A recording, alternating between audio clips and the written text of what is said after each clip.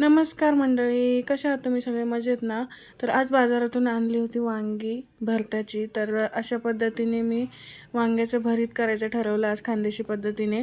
तर वांगे अशा पद्धतीने कट करून घ्यायचे आणि त्यामध्ये मिरची आणि लसूण टाकून घ्यायचं आणि अशा पद्धतीने गॅसवर भाजून घ्यायचे आहेत. त्यानंतर लसूण मिरची बाजूला काढून घ्यायची, अशा पद्धतीने ठेचून घ्यायची व्हिडिओमध्ये दाखवल्याप्रमाणे. आणि वांगे पण सोलून घ्यायचे आहे, वरची घाण काढून टाकायची, मिक्स करून घ्यायचं.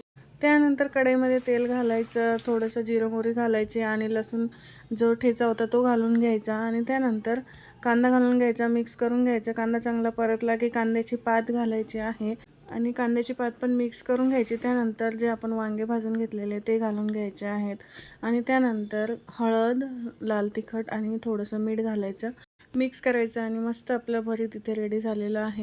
वांग्याचं भरीत मस्त भाकरी किंवा चपातीसोबत एन्जॉय करा आणि व्हिडिओ आवडल्यास लाईक, शेअर, सबस्क्राईब करायला विसरू नका.